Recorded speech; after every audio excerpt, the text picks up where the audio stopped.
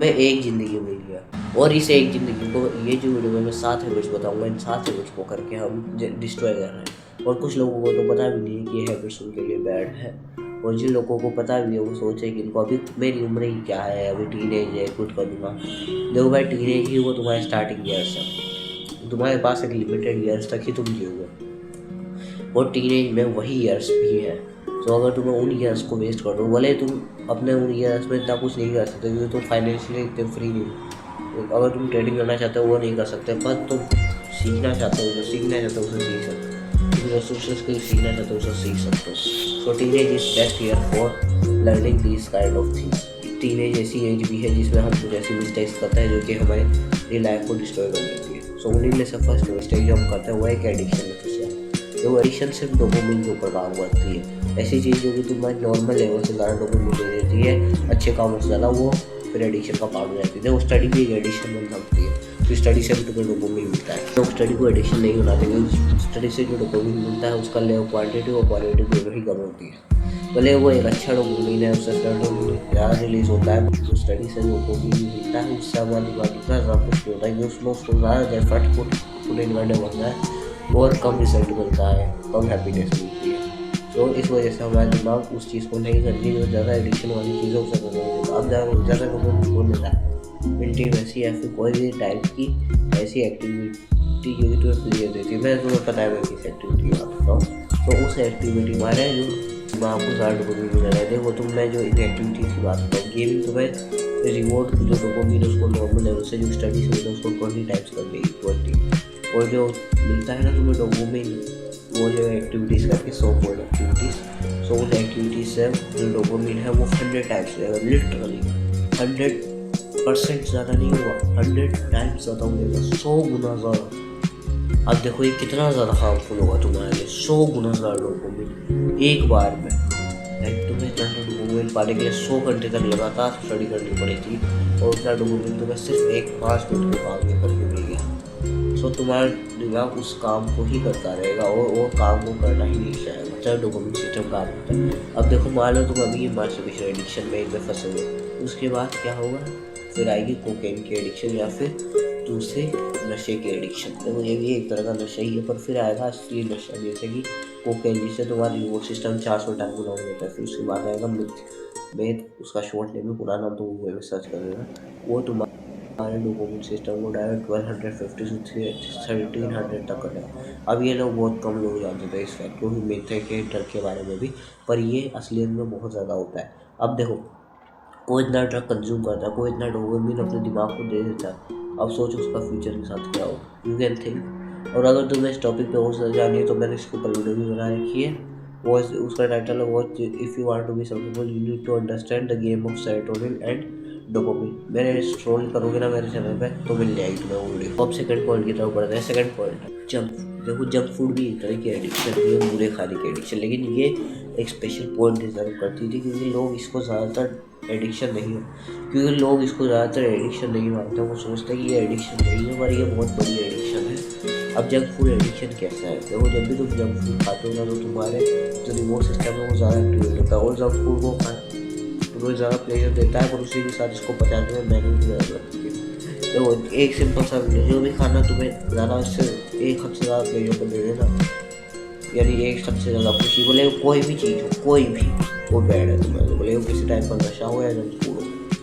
कि अब कुछ लोग कहेंगे कि तुम्हें उस टाइम पे खाता है, ज़्यादा नहीं, कभी कभी खाना, देखो कभी कभी भी नहीं खाना है, तुम्हें कभी कभी खाओगे तुम्हें आदत पड़ जाएगी, तो तुम्हें उस चीज़ को क्विट करना ही होगा 100%। और वो कैसे करना है, तुम्हें ऐसी कुछ की तरफ तुम उसे क्विट करना है। तो ये तो था सेकंड पॉइंट। अब थर्ड पॉइंट की तरफ बढ़ते हैं। थर्ड पॉइंट है प्रोकास्टिनेशन। देखो प्रोकास्टिनेशन होता है यानी टालमटोलापन।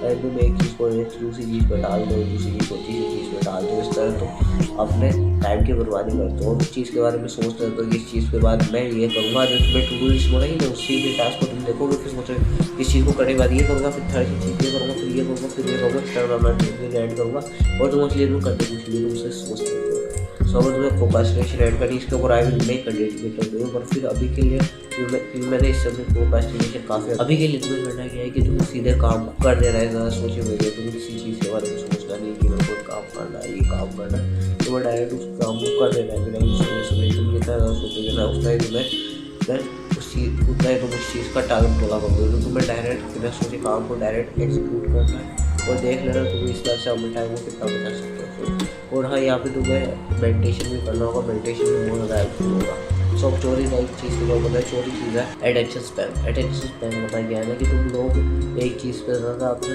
ध्यान एकाग्रता केंद्रित नहीं कर पाते हो। तो मेडिटेशन करो, इससे तुम्हें एकाग्रता बढ़ेगी वगैरह वगैरह नहीं बताने वाला। मैं डायरेक्ट तुम्हें अटेंशन स्पैम के बारे में बताऊँगा। एकाग्रता वो अटेंशन स्पैम सही भी चीज़ है कि तुम एक चीज़ पे कितना ध्यान लगा सकते हो, कितनी ज़्यादा उस चीज़ को कितने टाइम तक कर सकते हो, वो तुम्हारा अटेंशन कहलाता है। मैं अच्छी चीज़ की बात कर रहा हूँ पहले, कि तुम बुरी चीज़ की बात नहीं करो कि तुम 3 घंटे तक फ़ोन देख सकते हो, तुम्हारा अटेंशन स्पैम अच्छा है। नहीं, ऐसी चीज़ जो कि तुम्हें कम डोपामिन देती हो उसमें तुम्हारा अटेंशन स्पैम कैसा है। अगर तुम पढ़ने बैठ रहे हो, तुम्हारे 5 मिनट बाद ही डिस्ट्रैक्ट हो जाते हो, इसका मतलब तुम्हारा डिस्ट्रैक्शन, तुम्हारा अटेंशन स्पैम फक्ड है।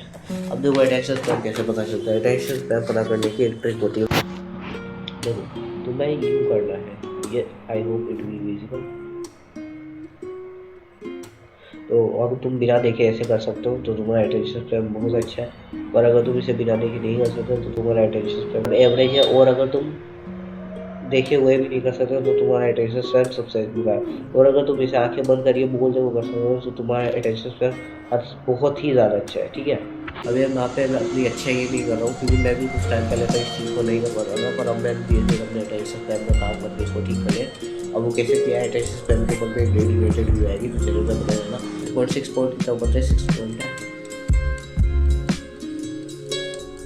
High screen time. देखो ये स्क्रीन टाइम होता है क्या है, ये तुम्हारी आंखों के नीचे डार्क सर्कल का कारण होता है। अब देखो यार, डार्क सर्कल 3 प्रकार के होते हैं। एक तो होता है जेनेटिक, एक होता है आंखों के स्ट्रेस के कारण तुम्हारी नींद नहीं निकली, और एक होता है हाई स्क्रीन टाइम के कारण। अब देखो जेनेटिक वाला जो कारण होता है वो कुछ लोग अपने डार्क सर्कल को जेनेटिक बता देते हैं, जब जेनेटिक प्लेस अब मेजर हो। मैंने बचपन से जब अपनी फोटोज देखी, मैं जब पैदा हुआ था उनकी फोटोज, उस टाइम की फोटोज की बात नहीं कर रहा हूँ, मैं बात कर रहा हूँ रियलिटी में जब की फोटो, जब मैं अराउंड 1st 2nd क्लास में था। उस टाइम पे मेरा हल्के हल्के डार्क सर्कल थे, यहाँ पे खड्डा था, मेरा अंडर आई एरिया अच्छा नहीं था।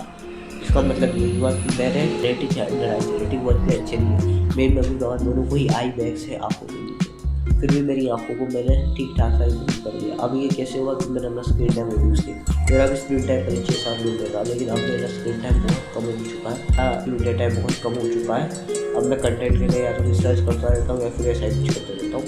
सो तुम्हें अपने आई हेल्थ के लिए ये करना पड़ेगा, क्योंकि अगर तुम नहीं करोगे ना तो तुम्हें चश्मा लग जाएगा। और अगर वही बात तुम्हें चश्मा लग गया ना, वो हटने वाला नहीं है, बहुत रेयर केसेस में आता है। लाइक तुम अपनी आई साइट को कम कर सकते हो, परमानेंट बहुत मुश्किल से होता है। लाइक मेरे आई साइट थी पहले 0.75, मेरे को दूर का चश्मा दूर की चीज़ें कम दिखती थी, तो मेरे 0.75 का माइनस हर चीज़ थी।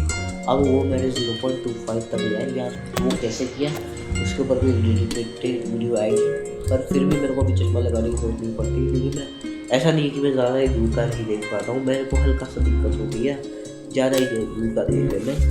और इस आँख से बिल्कुल क्लियर दिखता है, इस आँख में ही ये दिक्कत होती है, इस वाली आँख में। सो मैं डेली इसके कुछ एक्सरसाइज करता हूँ, उसकी कुछ वीडियो।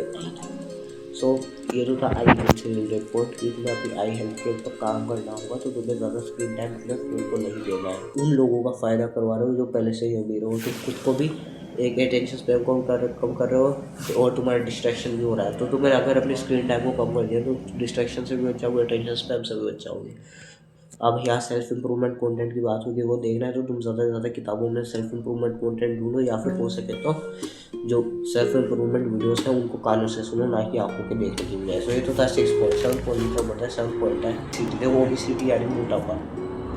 अगर तुम मोटे हो रहा तो तुम अपनी जो भी अपने PSL बोर्ड वगैरह का एग्जाम्पल, जो कि पहले मोटा था फिर पतला हुआ, फिर वो ज़्यादा अट्रैक्टिव दिखने लगे। ऐसा एक भी आदमी नहीं है जो कि मोटे में अपने पतले वर्जन में मोटे से ज़्यादा अट्रैक्टिव, अपने मोटे वजन में पतले से ज़्यादा अट्रैक्टिव दिखता है।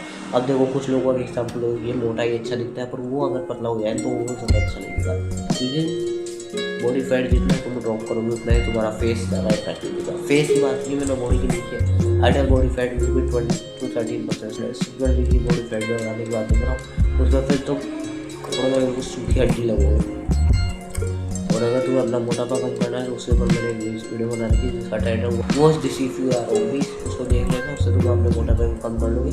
सो ये था इस वीडियो में मैंने ओवर अंडररेटेड हैबिट के ऊपर बनाई है। वो भी इस वीडियो से वो थोड़े पॉइंट्स रिलेटेड है। इसमें तो मैंने वो चीज़ बताई जो तुम्हारी लाइफ को डिस्ट्रॉय करती, और उसमें वो चीज़ें बताई जो तुम्हारी लाइफ को बहुत ज़्यादा अच्छा कर देती है। तो उस वीडियो को भी चेकआउट कर सकते हो। तो ये था इस वीडियो में, थैंक्स फॉर वॉचिंग। मिलते हैं नेक्स्ट वीडियो में, तब तक के लिए जहाँ फिर सदा रहो, बाय।